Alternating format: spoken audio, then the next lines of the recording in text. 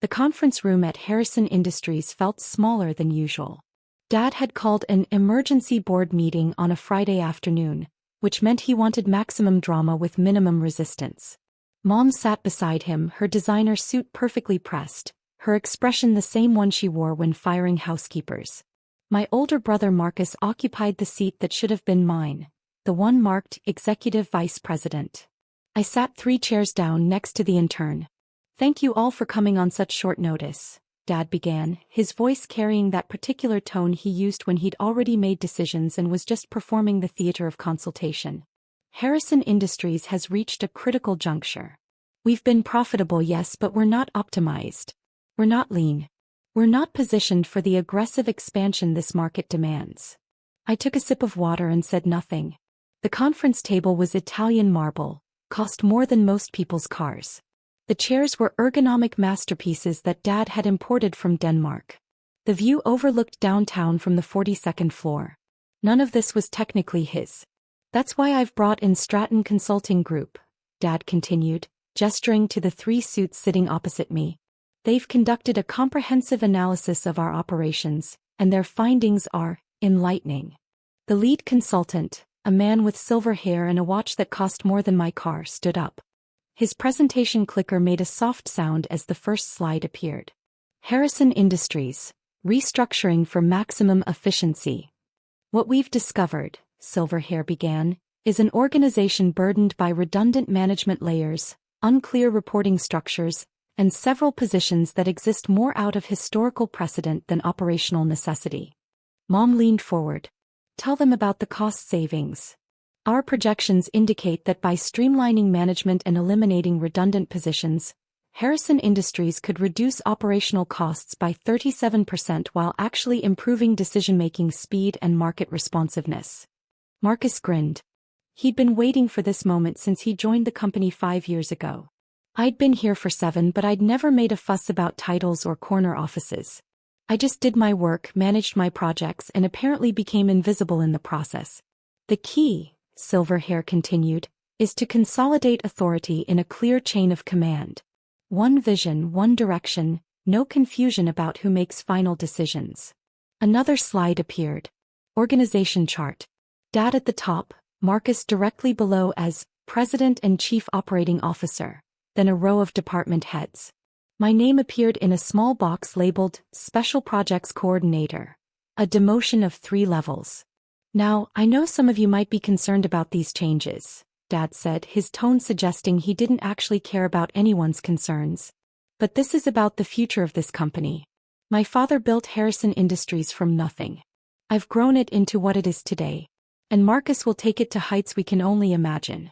This requires sacrifice. This requires making tough decisions. Starting with unnecessary staff," Mom added, looking directly at me for the first time since the meeting began. The room went quiet. Everyone knew what unnecessary staff meant. The intern beside me shifted uncomfortably. "We'll be offering generous severance packages, of course," Silverhair said smoothly. "For those whose positions are being restructured. 3-month salary, continuation of benefits, outplacement services." I set down my water glass carefully. The sound of glass on marble seemed very loud. "Any questions?" Dad asked, in a tone that suggested questions would be viewed as insubordination. James from accounting raised his hand tentatively. "What's the timeline for these changes?" "Effective immediately," Marcus said, speaking for the first time. "We're announcing the new structure Monday. Transition will be complete within 2 weeks." "This is about efficiency," Dad repeated. "About removing obstacles to growth. Some people understand business, understand what it takes to compete at this level. Others." He paused, looking at me. "Others are better suited to different environments. Less demanding environments." Mom actually smiled. "Perhaps something in education. Or nonprofit work. Something that matches your capabilities." I pulled out my phone and sent a single text message. Then I looked up at Dad, at Mom, at Marcus with his smug expression, at Silverhair and his team of consultants who'd just recommended firing a quarter of the staff to pad their own fees. "Are these changes already filed with the parent company?" I asked quietly. Dad frowned. "What?" "The restructuring plan. The new organizational chart." The terminations. Have they been submitted to the holding company for approval? Silverhair looked confused. There's a holding company? Of course there's no holding company, Dad said irritably. Harrison Industries is privately held. I own it. This is my decision to make. Actually, I said, still speaking quietly, Harrison Industries is a wholly owned subsidiary of Harrison Holdings LLC.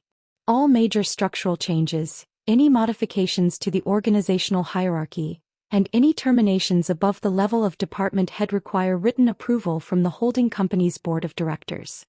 The room went very quiet. That's a technicality, Marcus said. Some legal structure Dad set up for tax purposes years ago. It doesn't actually mean anything. It means, I continued, that none of these changes can take effect without approval. It also means that this meeting, which was called as a board meeting, isn't actually a board meeting at all, because the board of directors of Harrison Industries reports to the board of directors of Harrison Holdings, and no representatives from the holding company are present. Dad's face was turning red. This is ridiculous. I'm not going to. His phone rang. He looked at the screen, frowned, and answered. Yes.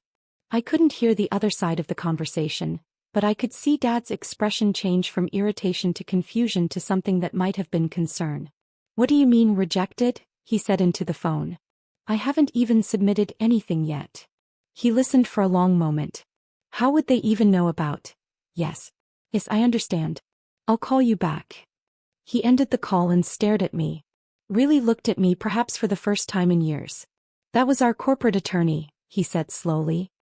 He just received a call from the holding company's legal team. Apparently, someone forwarded them the restructuring proposal. And it's been rejected. All of it. That's impossible, Mom said.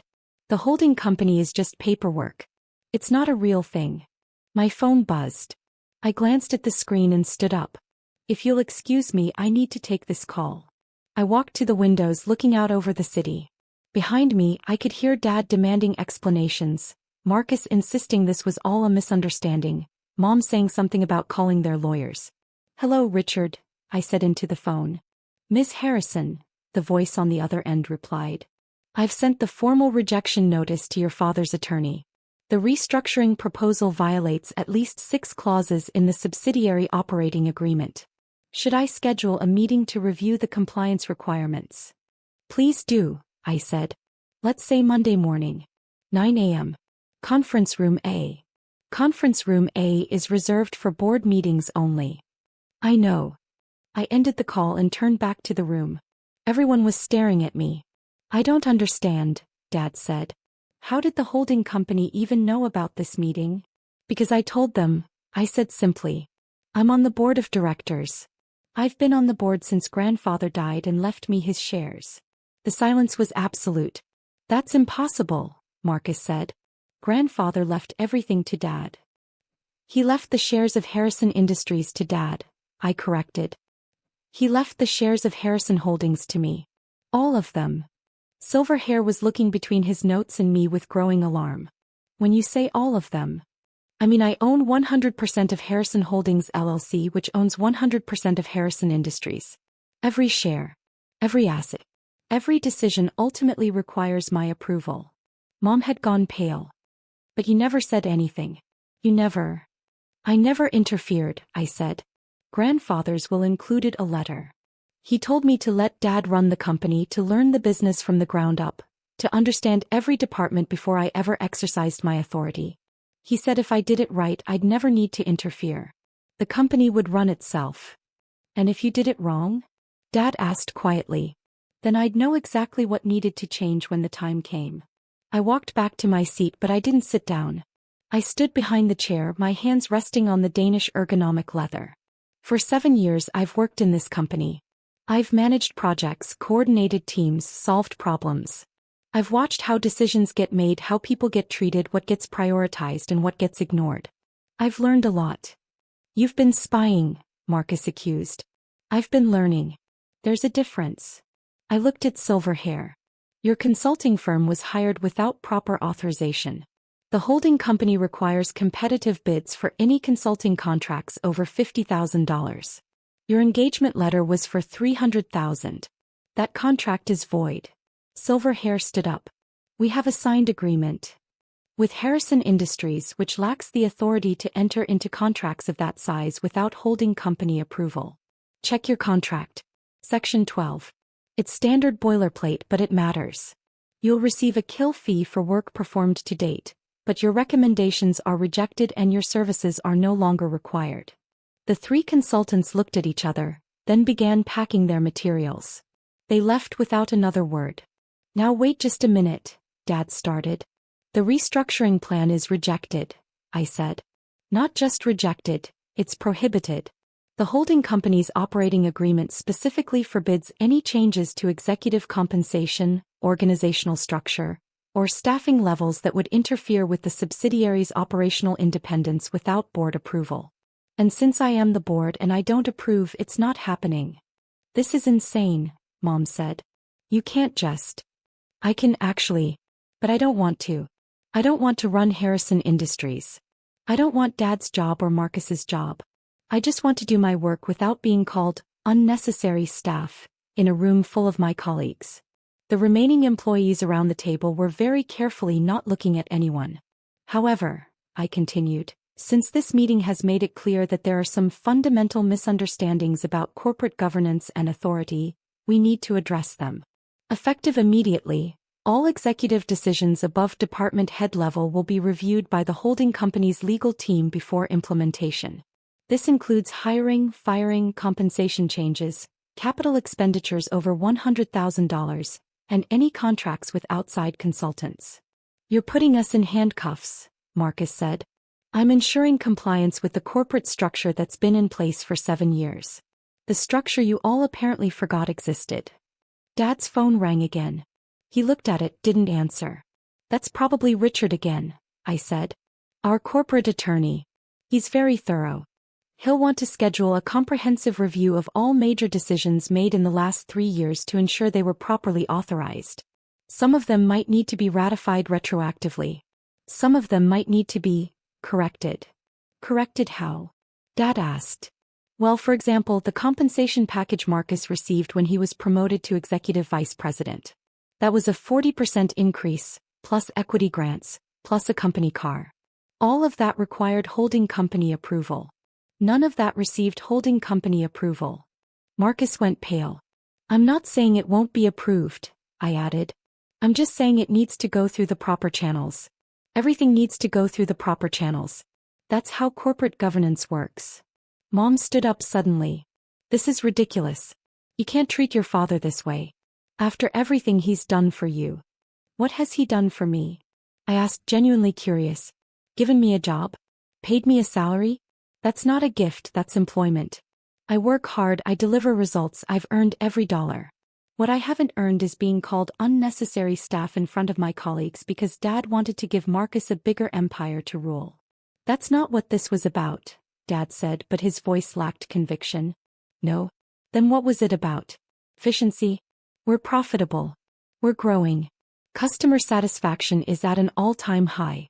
The efficiency problem only exists in Silverhair's PowerPoint presentation. This was about consolidating power, eliminating anyone who might question decisions, and creating a clear path for Marcus to take over without any complications. I looked at my brother. He was staring at the table. I'm not the complication, Marcus. The complication is that you want to run a company you don't own, report to no one, and make decisions without oversight. That's not how this works. My phone buzzed again. I glanced at it. That's Richard. He needs me to sign off on some documents. The board meeting, the actual board meeting of Harrison Holdings, is scheduled for Monday at 9 a.m. All executive leadership of Harrison Industries is required to attend. We'll be reviewing the subsidiary operating agreement, discussing compliance requirements, and establishing new protocols for major decisions. I picked up my bag. One more thing, I said. That office you're sitting in, Dad? It's a beautiful office. Corner view, private bathroom, that ridiculous mahogany desk that cost $40,000. The lease is in the holding company's name. So is the lease for this entire floor. So is the lease for the company apartments, the executive parking spaces, and the corporate jet that Marcus has been using for weekend trips to Miami. I walked toward the door, then paused and turned back. I'm not taking any of that away. I'm not interested in being petty. But I want you to remember, every single day, that everything you think you own, every bit of authority you think you have, exists because I allow it to exist. Not because you earned it. Not because you deserve it. Because I choose not to interfere. Why? Dad asked. Why would you let us believe we were in control? Because Grandfather asked me to. Because I wanted to learn. Because I hoped that maybe, eventually, you'd see me as something other than unnecessary staff. I smiled, but there was no humor in it. I guess we both learned something today. I left the conference room. Behind me, silence. Then the sound of Dad's phone ringing again.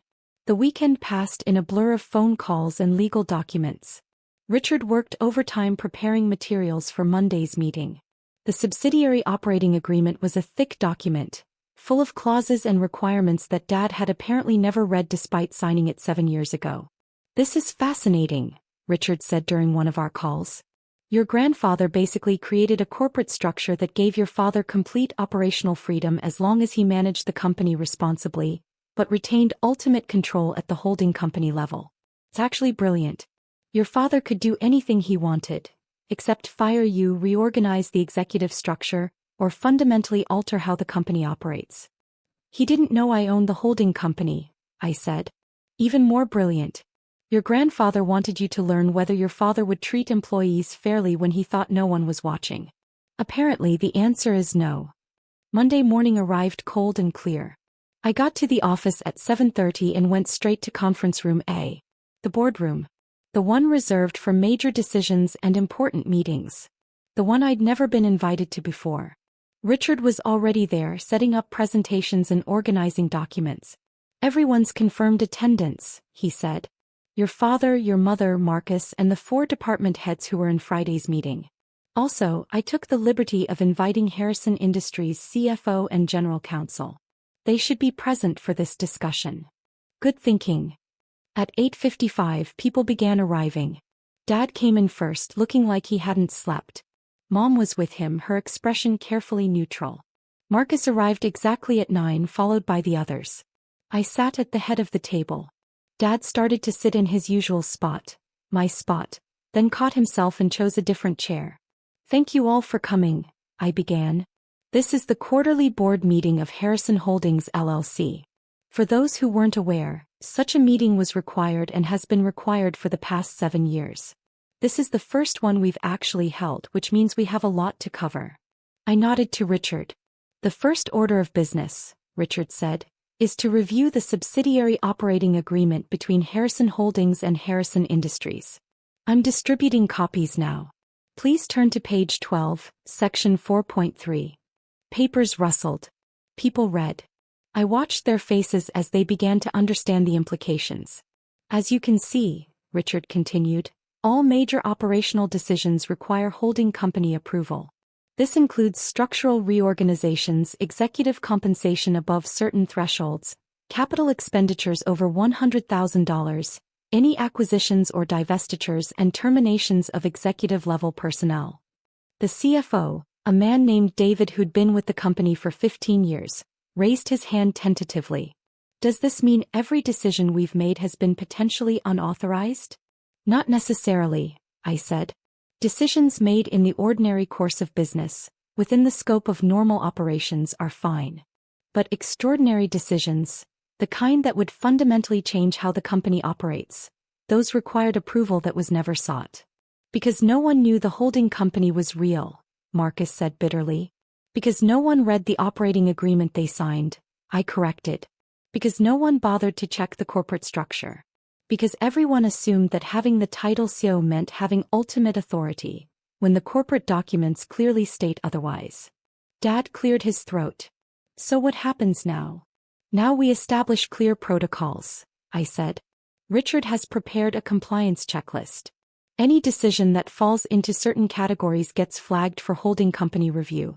The review will be prompt, within 48 hours in most cases, but it will be thorough. This will slow everything down, Mom protested. It will slow down bad decisions, I replied. Good decisions made for sound business reasons will be approved quickly. Decisions made for political reasons or personal reasons, or to benefit one executive at the expense of others. Those might face more scrutiny. I pulled up a presentation on the screen. Let's talk about specific examples, I said. Marcus, your compensation package. The one approved 3 years ago when you were promoted. Marcus shifted uncomfortably. The package included a 40% salary increase, equity grants worth approximately $2 million and various perks. The total value was just over $3 million. According to the operating agreement, any compensation package over $500,000 requires holding company approval. Dad approved it, Marcus said. Dad approved it as CEO of Harrison Industries. But Harrison Industries lacks the authority to approve it without holding company sign-off. Which means technically the compensation package was never properly authorized. The room went very quiet. However, I continued, I've reviewed the justification for the package. Marcus had delivered strong results in his previous role. The compensation was within market ranges for similar positions. So I'm retroactively approving it as of today. Marcus blinked. You're approving it? I'm approving it because it was justified. That's how this works. Good decisions get approved. Bad decisions get rejected. It's not personal. It's business. I moved to the next slide. Now let's talk about the restructuring plan. The one that would have eliminated 27 positions, demoted another 12 and consolidated authority in a smaller executive team. The one that would have saved 37% in operational costs. I pulled up a different analysis, one Richard and I had worked on over the weekend. Here's what that restructuring actually would have done. Eliminated most of our institutional knowledge, created bottlenecks in decision-making, reduced our ability to respond to customer needs, and damaged morale throughout the company. The 37% cost savings was based on salary reductions, but it didn't account for decreased productivity, increased turnover, or the cost of rebuilding teams after the mass exodus that would have followed. Silverhair's presentation appeared next to mine, the contrast obvious. The consulting firm, I said, was paid to deliver a specific outcome, justify a predetermined decision to consolidate power. They weren't paid to assess what was actually best for the company. That's why their engagement is terminated. Dad was staring at the analysis. How did you put this together in 2 days? I didn't. I've been tracking efficiency metrics for 3 years. I knew exactly what the impact would be because I've modeled it before. Did you know we almost did this same restructuring in 2022? You got within one signature of pulling the trigger. I convinced James in accounting to delay the final paperwork until you got distracted by another project. The CFO, David, actually laughed, then tried to cover it with a cough. The point, I said, is that I've been here. I've been watching. I've been learning. And I've been protecting this company from bad decisions quietly without anyone knowing, because that's what grandfather asked me to do. I stood up and walked to the windows looking out over the city. Grandfather built this company with his own hands, I said quietly. He started with nothing, worked 80-hour weeks, sacrificed everything to create something that would last. When he got sick, he made arrangements. He gave Dad operational control because Dad had been working in the business for 20 years.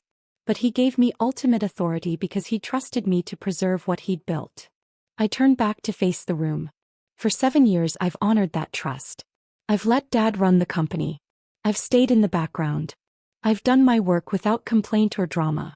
And it's been fine. The company has grown. We've been profitable. Life has been good. Until Friday, Marcus said. Until Friday, I agreed. Until Dad decided to restructure the company without proper authorization. Until Mom called me unnecessary staff in front of my colleagues. Until it became clear that my years of quiet work, my contributions to this company's success, counted for nothing. That's not, Mom started. It is though, I interrupted. You literally planned to fire me.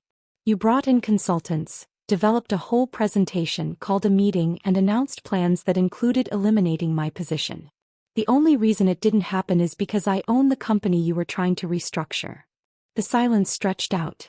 So here's what's going to happen, I said, returning to my seat. Dad remains who? Marcus remains executive VP. Mom continues in her role in marketing. All the department heads keep their positions. Everything continues as it has been. Relief was visible on several faces. With 2 changes, I added. First, all major decisions go through proper channels. No more assuming that titles equal authority. No more restructuring plans that violate corporate governance. No more consultants hired without proper authorization. We follow the rules. And second, Dad asked. Second, I get a seat at the table. An actual seat. Not 3 chairs down next to the intern. Not special projects coordinator. In a box at the bottom of the org chart. A real executive position with real authority and a real voice in how this company operates. What position? Marcus asked. Chief Strategy Officer, I said. Responsible for long-term planning, corporate governance, and major initiatives. Reporting directly to the CEO, with authority to escalate issues to the holding company board when necessary. Richard passed around a document. The updated organizational chart, he said. With the new position included. People studied the chart. It was different from Friday's proposed structure, but not dramatically so. Just one change. My name in a box at the executive level right below Dad and parallel to Marcus. I'm not trying to take over, I said. I'm not trying to push anyone out. I just want to be recognized for what I actually do, what I've been doing for 7 years, and have a voice in decisions that affect the company I own. Dad looked at the organizational chart for a long time. Then he looked at me. Your grandfather would be proud, he said quietly. Would he? I asked. I'm not sure. I waited 7 years to speak up. I let you call me unnecessary staff before I showed my hand. Maybe he would have wanted me to be stronger earlier. Maybe he would have wanted me to take control years ago. No, Dad said. He wanted you to learn. He told me that once, right before he died. He said you were smart but untested. He said you needed to understand the business from the inside before you could ever lead it. I didn't know what he meant at the time. I thought he was just rambling. He wasn't rambling, I said. He was teaching. Both of us. Mom spoke for the first time in several minutes. I'm sorry, she said. For what I said on Friday. It was cruel and it was wrong.